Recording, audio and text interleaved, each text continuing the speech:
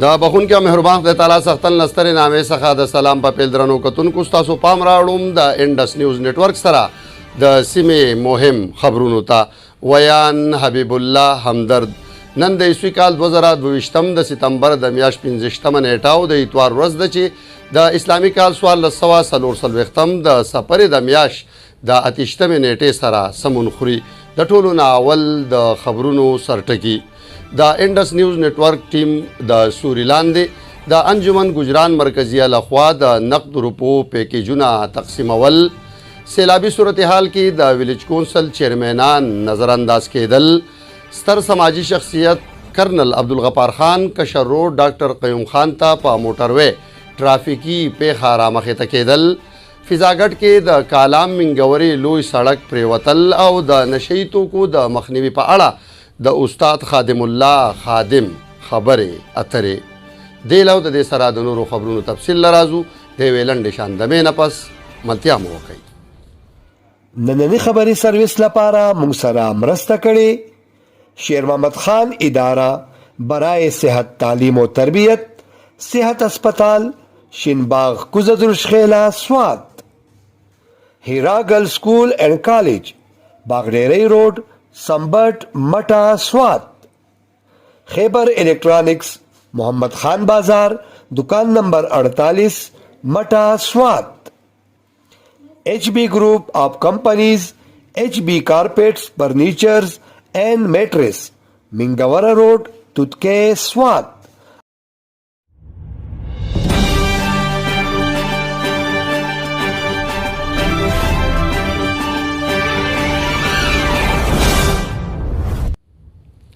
او اوس د خبرونو تفصیل.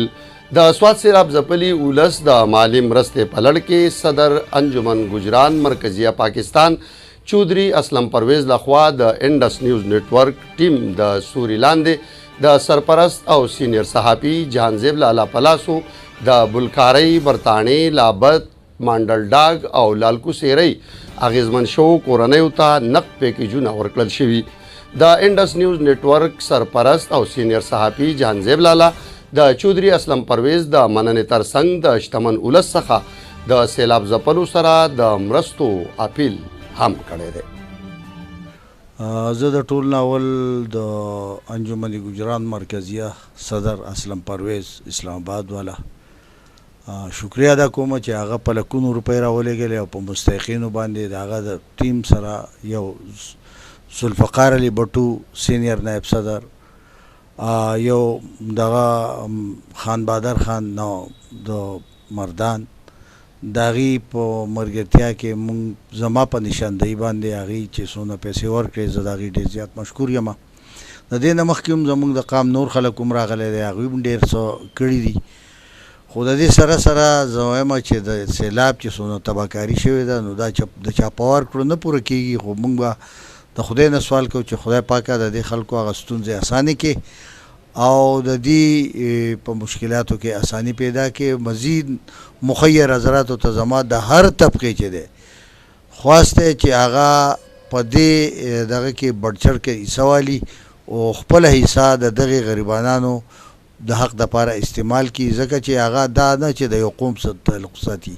په هغې کې د ټولو قومونو مشترک خلک دی او ټول تباه دی. نو زه د خپل د دې ستاسو د چینل په وساتت خپلو ټولو دوستانو و هموطنو ته مخیر حضرات ته اپیل کوم چې یاره د دغې خلکو د جاړې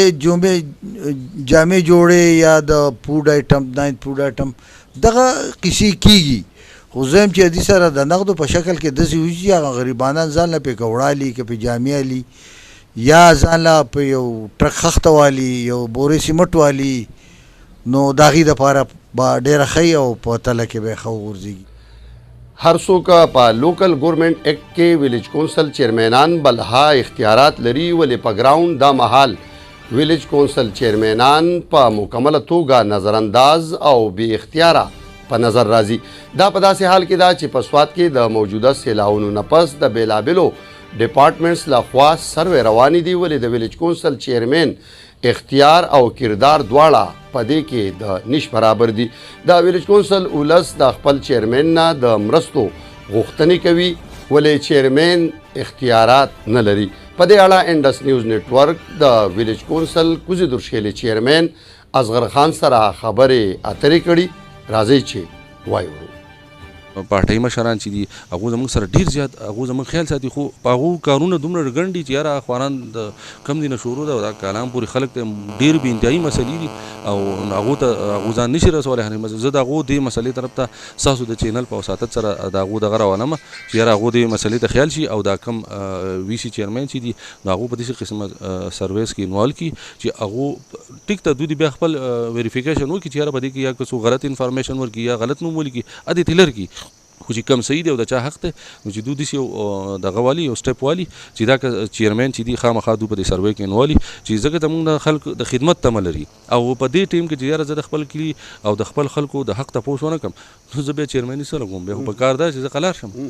نو زه خو دا ستاسو د چینل په وساطت سره دا درخواست کوم چې یاره څه قسمه سروې کېږي باقي د هغه لوکل کم باډیز چې دي الکټډ باډیز چې دي هغه دې پکې خامخا انوالي چې یاره دا سروې او د حق دغه حقدار ته ورسي. د ستر سماجی شخصیت او پخوانی کرنل عبدالغفار خان کشرور ډاکټر قیوم خان او د هغه فرزند خوشحال خان په یو ټرافیکي پیښه کې معجزاتي طور محفوظ پاتې شوي. البته د هغوی موټر ته سخت زیان رسېدلی. تفصیلاتو تر مخه د کرنل عبدالغفار خان کشرور ډاکټر قیوم خان د پینډۍ سره نږدې په موټروی د یوې خطرناکې ټرافیکي پیښې سره مخ شوي، ولې په معجزاتي توګه نوموړی سره د خپل زوی محفوظ پاتې شوی دی چې پرې د کرنل عبدالغفار خان په ګډون ټولې کورنۍ د الله پاک شکر ادا کړی. سوات کې فضاګټ سره نږدې منګوره کالام روډ یوه برخه پرېوتو له کبله منګورې ته تلونکي اولس